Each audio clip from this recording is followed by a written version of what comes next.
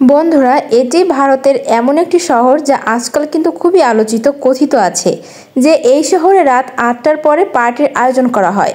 সেখানে সারা রাত ধরে সুন্দরী মেয়েদের বাজার বসে।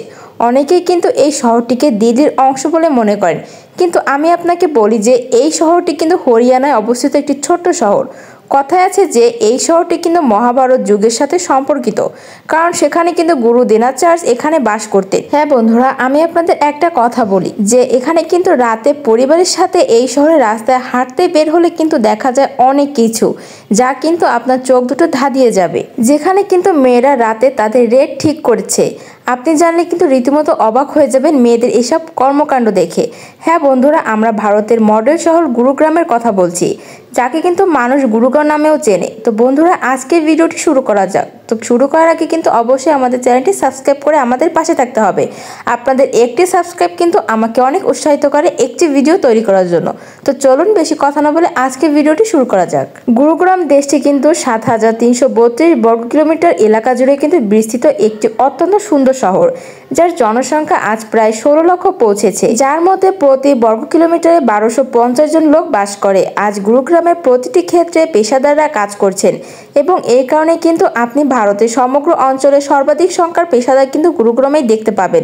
তারা কিন্তু অনেক পেশার সাথে জড়িত থাকে এবং প্রায় মানুষই চাকরিজীবী হয়। এর সাথে যদি আমরা ধর্মীয় জনসংখ্যার কথা বলি, তাহলে কিন্তু এই গুরুগ্রামে ৯৬% হিন্দু ধর্মাবলম্বী মানুষ বাস করে, যেখানে কিন্তু মাত্র ৪.৫% মুসলিম ধর্মাবলম্বীও রয়েছে এবং বাকি কিন্তু ১.৬%ই বেশি সম্প্রদায় রয়েছে।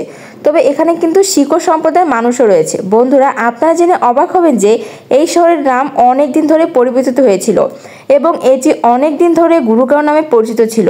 তবে ১৯৬৭ সালে ১ নভেম্বর হরিয়ানা গঠনের মাধ্যমে গুরুগ্রাম প্রতিষ্ঠিত হয় এবং ২০১৬ সালে হরিয়ানা মুখ্যমন্ত্রী মনোহর লাল খট্টর শহরের নাম গুরুগাঁও থেকে গুরুগ্রামে পরিণত করে। কিন্তু আজও বেশিরভাগ মানুষ এই শহরটিকে গুরুগাঁও নামেই চেনে। আর শুরুতেই কিন্তু ফরিদাবাদও গুরুগ্রামের একটি অংশ ছিল, কিন্তু ১৯৭৯ সালে ফরিদাবাদকে কিন্তু গুরুগাঁও থেকে আলাদা করে একটি পৃথক জেলা করা হয় এবং আজ সমগ্র গুরুগ্রামের সমস্ত সুযোগ সুবিধা পাওয়া যায়। এমনকি গুরুগ্রামকে ভারতের বৃহত্তম কর্পোরেট হাব বলা হয়। কর্মসংস্থানের সন্ধানে বিশ্বের বিভিন্ন প্রান্ত থেকে মানুষ গুরুগ্রামে এসে কিন্তু বসতি স্থাপন করছে এবং এখানে কিন্তু বসবাস ও কাজ করছে। বন্ধুরা, গুরুগ্রামের বেশিরভাগ মানুষই কিন্তু অনেক পরিশ্রমী হয়ে থাকে। গুরুগ্রামকে কিন্তু ভারতের মিনোরিয়াম সিটি বলা হয়, কারণ এই শহরে আসা প্রতিটি ব্যক্তি তাদের পছন্দের প্যাকেজ পাচ্ছেন।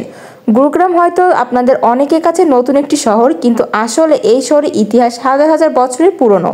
তো আসুন আমরা আপনাকে বলি যে এই শহরের বর্ণনা মহাভারত যুগে পাওয়া যায়, যা শুনলে কিন্তু আপনি রীতিমতো চমকে যাবেন।